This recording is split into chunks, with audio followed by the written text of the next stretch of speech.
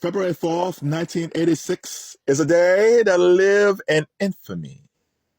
That's the day that Janet Damita Jo Jackson released her third studio album, Control.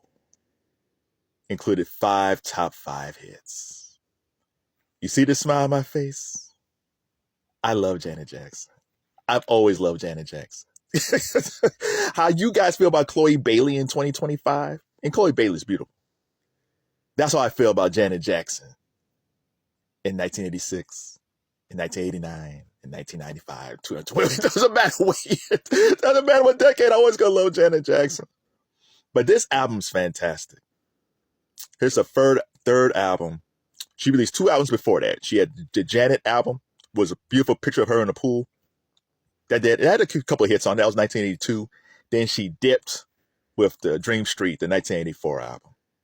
That album, it wasn't terrible, it just wasn't that great. And if that was today, Janet would be done. Because Janet was already an actress, so she would have just probably gone back into acting. But no, she wanted to make another album. In 1984, she had married James DeBarge. That marriage was annulled in 85. During that same time period, she separated herself from her father, Joseph. Joe Jackson was her manager. So she fired Joe as her manager, which I know wasn't easy for her, but she had to do it. And she kind of separated herself from her family. Not like how LaToya separated herself, but she separated herself to find herself.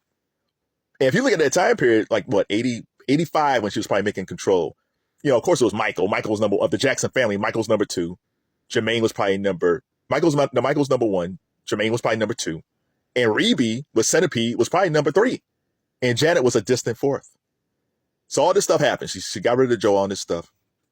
And she met John McClain, executive of A&M Records, the great A&M Records. And he kind of became her pseudo manager, I guess.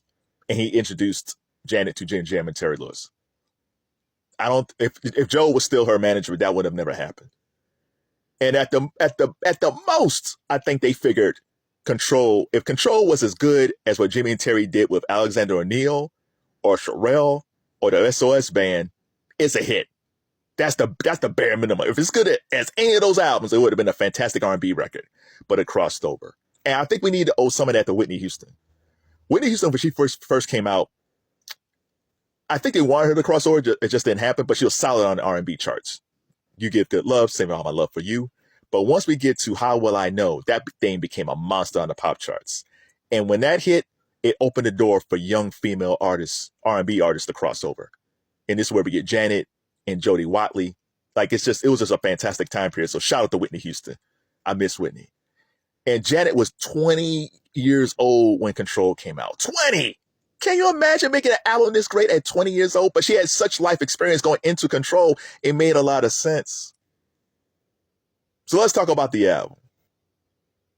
That song, guess how many songs was on that album? 9. 9 tracks, and 7 songs was released. That's how they used to do it. That's how Thriller was. Thriller, Off the Wall. You don't have to put 22 songs. Like the new Weekend album, Hurry Up Tomorrow, which is good. It has 22 songs on it. Not a bad album. It's actually pretty good, but man, back in the day, you didn't need that much. Hell, look at Illmatic by Nas. There's not that many songs on Illmatic. You don't need all these songs, man. Control was a tight 9 songs and 7 was released. First song, What Have You Done For Me Lately? I still don't know how Jimmy and Terry had those industrial sounds in on that song. That and Nasty. I don't know how they did it because it wasn't a Minneapolis thing. There was a Jimmy and Terry sound prior to that, and this was completely different. What Have You Done For Me Lately? Simple video set in a diner. Janet was all full sass. Oh, I love Janet. Choreographed by the great Paula Abdul. And then we follow that up with Nasty. With one of the greatest lines ever in a pop song. My name is Janet. Miss Jackson if you're nasty. Oh! How y'all like seeing Megan Thee Stallion twerk? That was our twerk. Janet was and she was fully clothed, man, but full sexy, man. My name is Janet. She whipped that hair back. Miss Jackson if you're nasty. Oh! So good, man. And you get Let's Wait a While. I don't think, you guys got to tell me, I don't think there's an equivalent of Let's Wait a While today. She basically saying hey, let's wait a while. Let's not have sex or anything like that. Let's just get to know each other. Are there any songs like that today? I'm sure there are someplace. But man, it's just refreshing. I wish the kids had a song like that. Ty Mac, The Last Dragon, he was in the video. Janet had that earring with the key on it. Oh, this is fantastic. So you have Let's Wait a While where she's saying, hey, let's just wait. And then she kind of acts that later with Funny How Time Flies.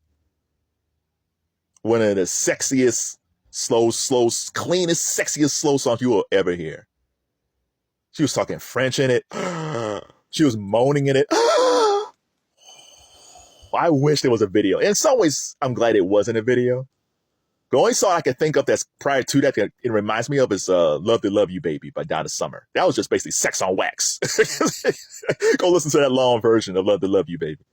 But Funny How Time Flies was super sexy. But that's what Janet Jackson gave you on every album. She will give you a song where it's like super sweet and super fun, or a song that's super sassy, or a song that's very touching and loving, or a song that's super sexy.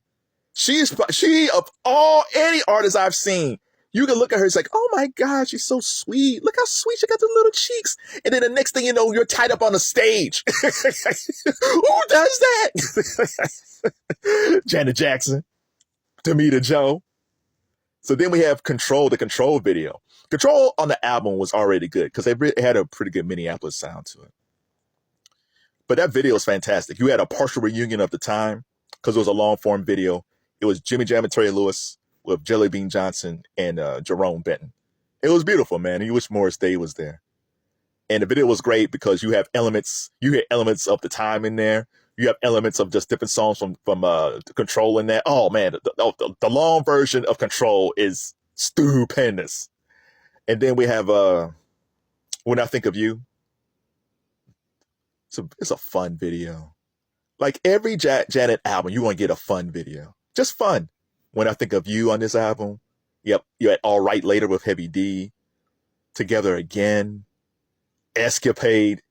She'll give you a fun song. When I Think of You is a fun song. And then you have The Pleasure Principle. I think that was the last single. Because she was super trim. She had like a bob cut. And my mom was funny. Because my mom liked Janet Jackson, but she was walking through one day, she saw the video. And she said, you know that's a wig. And I was like, I don't care. That's Janet Jackson. Miss Jackson if you're nasty. My mom did like Janet Jackson. I was like, you can say, there's not been any Janet Jackson slander from me since 1986. You would never hear me say anything bad about Janet Jackson. Even when she dated Jermaine Dupri, I was like, okay. That gives me a shot. Man, that Janet album was tremendous. And it was actually up for Album of the Year. And it lost to Paul Simon's Graceland album. Now, I appreciate the Graceland album now as I gotten older. But back then, when it lost, I was irate. But Janet Jackson never won Album of the Year. Control was the only time she was nominated for Album of the Year. She was never nominated for Album of the Year for Rhythm Nation, the Janet album, or Velvet Rope.